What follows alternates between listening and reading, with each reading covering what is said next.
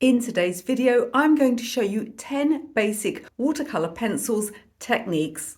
Welcome back to my channel. If you are new here, my name is Michelle, and on this channel we do all things watercolor, including watercolor pencils like today's video, some drawing techniques, even a little bit of mixed media and motivation for artists too. Please do consider subscribing. Unlike many channels on YouTube, we are fully cat approved and we'd love to have you join us. So in today's video, I'm going to go through 10 really basic ways of applying watercolor pencils to your paper. So if you're completely new to watercolor pencils, or if you've mostly done other mediums or perhaps done watercolor, got some watercolor pencils, not really sure how versatile they are, you can paint along with me today and go through 10 basic application techniques which you can use for all sorts of things. Now what I've done is I've divided my paper into 10 little squares. So if you want to follow along, or if you want to sort of look at this video later, make these swatches so you can perhaps keep them on the wall in your painting area, then feel free to do that. For reasons of speed, I'll also be using a little bit of watercolor paint in this video. But if you have no watercolor paints and you're only using watercolor pencils, don't worry, I'm going to show you what to do about that right now.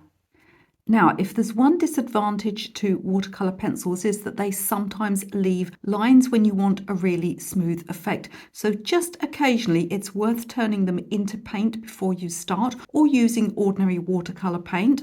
So before we start today's video in full, I'm just going to show you how to do that. So here's my watercolor pencil. Now I've got this Caran palette. This is specially designed for turning watercolor pencils into paint. Don't worry if you haven't got one of these. I'll show you an alternative in a moment. It's got a slight texture to it. So we're just going to draw on it like this, activate it with water, and now my watercolor pencils are turned into paint and there's absolutely no chance of lines being left behind. So this is just occasionally when you want a really smooth effect, perhaps for an underwash. So maybe you don't have one of these very posh palettes. Let me show you what you can do instead. You can simply use a textured piece of watercolor paper. This is going to work too. The only reason the palette is a little bit better is that some of the colour is obviously going to sink into this paper, so you get all of the colour activated if you use that plastic palette. But this works absolutely splendidly as well. So if during this video you see me using any ordinary paint alongside my watercolours, you don't have ordinary watercolour paint, you just have watercolour pencils, this is what you do. Our first watercolour pencils technique today is simple flat colour. So let's start with an area of flat colour. Now you can do what I showed you just now and turn your pencil onto paint, but if you're working in a smaller area or you want to sort of pre-draw, probably easier just to sketch lightly first of all like this. And I'm not pressing too hard because whenever you press too hard, you're going to end up with dented paper and lines that remain at the end. I would generally sort of cross-hatch this area. Forgive me, it's a little hard to get my pencil round when I have to keep the paper still filming. And just like with watercolours, you want to use the largest brush that you can wield in that area. It's really important with any kind of watercolour painting to control the water levels. In other words, we don't want uneven drying, we don't want puddles left behind. So we're going to work across. If you've got a very large area, work one side to the other. Try not to go back into areas that have started to dry. I'm going to dab my brush to remove any excess paint. And this is how we do a flat area of colour. Next, let's do a graduated wash. Next, let's look at a graduated wash, such as you might need for a sky perhaps, where you would like it dark at the top and coming down lighter. Again, we're sketching lightly. I'm on watercolour paper here that, although it's got a knot surface, it really isn't that textured at all. I've actually chosen the least textured side. You can choose either side of watercolour paper. There's one side that's more or less textured and you feel like using that, it's absolutely fine to turn your paper over.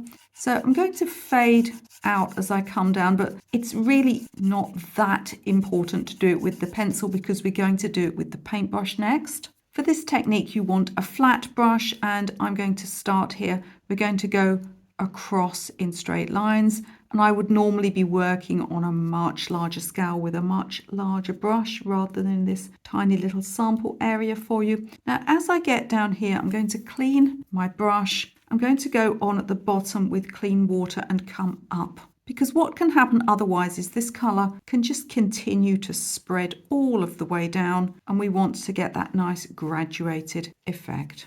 Now you'll see I'm going outside of the area here because it's almost impossible not to. Clean your brush whenever you need to. Dry it slightly when you need to because you don't want a load of puddles and excess water. And we're going to sweep across. If you're working on a large painting, I would just sweep straight off the edge of your pad or your board. I seem to have acquired a small cat's hair in the middle here. I'm going to leave that alone, pick it off when it's dry. Let's look next at how to softly blend out an edge.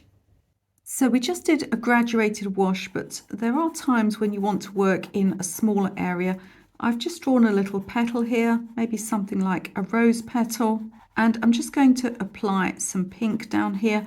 And what I want to do is fade this up to white paper. You can see it's looking fairly scruffy and liney at the moment. We're going to smooth all of that out. If you want to know which colours I'm using today, I'm using my Caran watercolour pencils. They are the Museum set. I do have other brands though. I'll list all colours and materials in the description of this video. So I'm going to start up the other end initially and come down with clean water, coming up close to the pink area but not quite touching it, drying my brush if I need to. Now I'm going to start down the other end and start activating that colour and coming up until I meet the clean water. So what people often do is they start on the coloured area and they just try to blend the edge out, and all that happens is you just spread and spread and spread.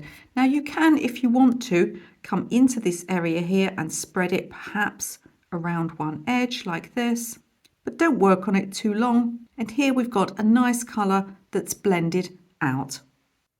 If you have a limited range of colours, you'll want to learn how to mix two colours together to get a third.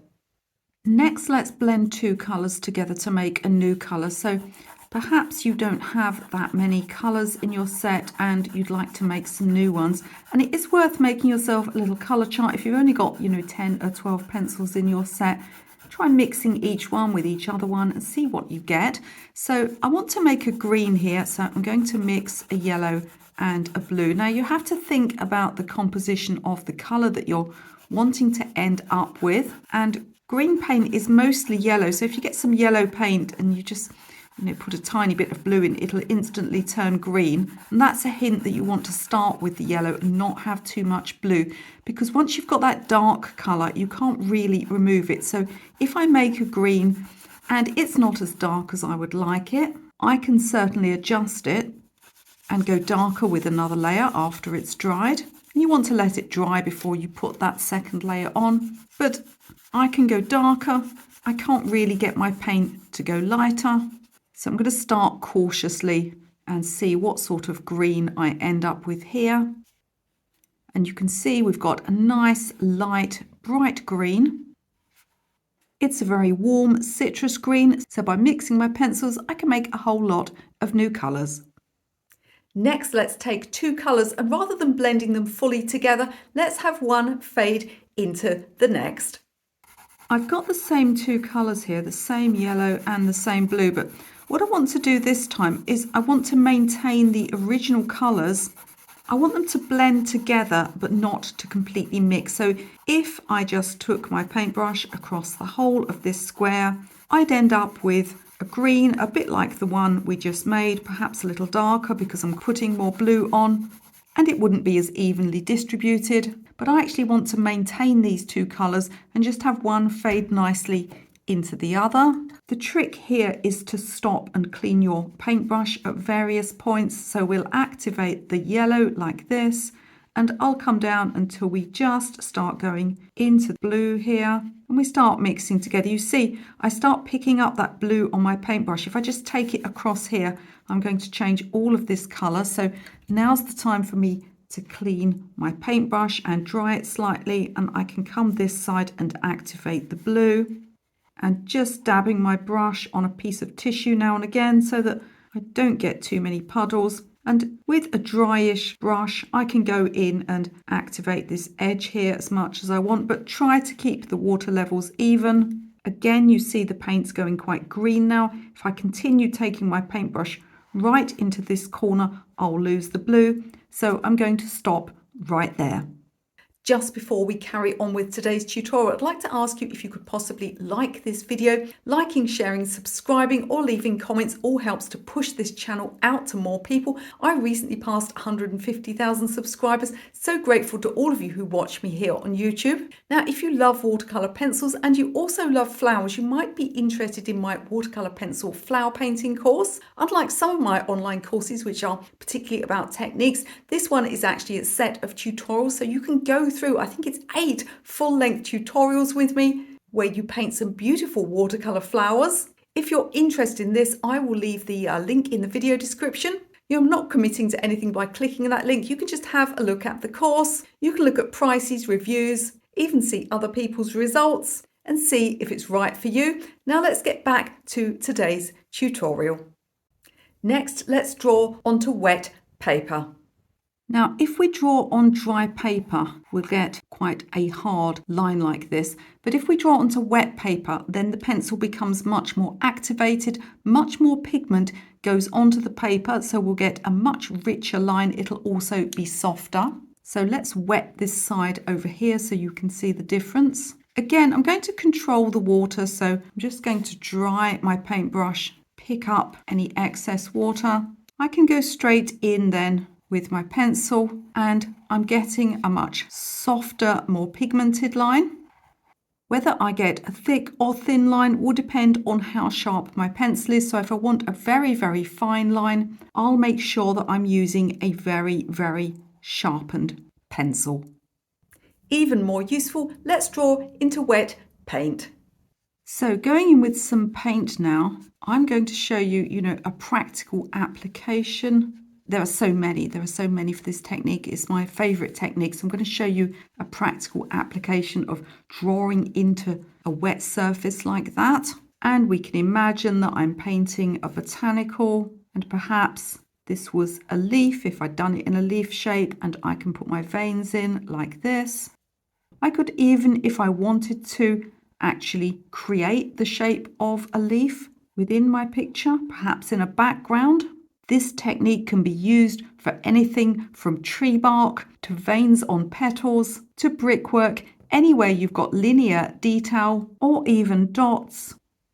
This technique releases a huge amount of pigment, giving you soft-edged but definite linear marks.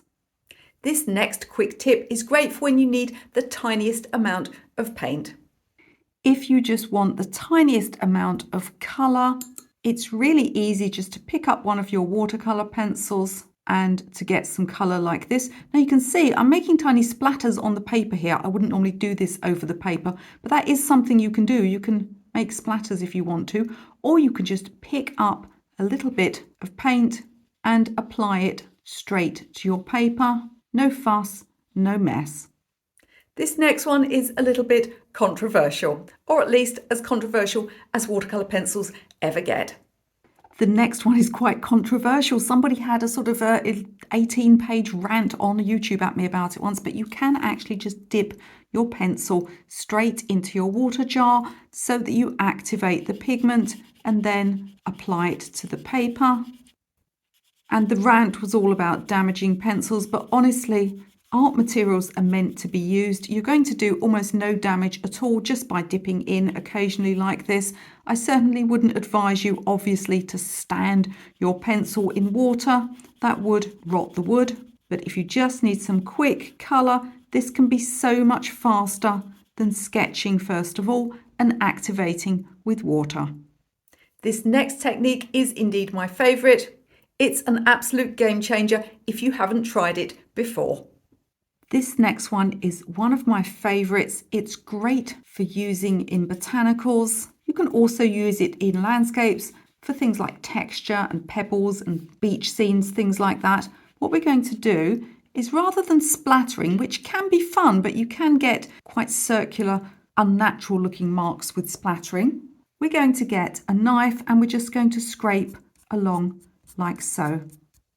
And you'll end up with much more geometric shapes on the paper. And honestly, they are absolutely fabulous if you are doing something where you've got pollen on petals. It looks so much more natural. It's much more controllable than splattering. For example, if some of these dry pencil shavings drop here onto this clean paper, I can just brush them away later on. If that was splattering, I wouldn't be able to get rid of them. It's a really easy and beautiful technique.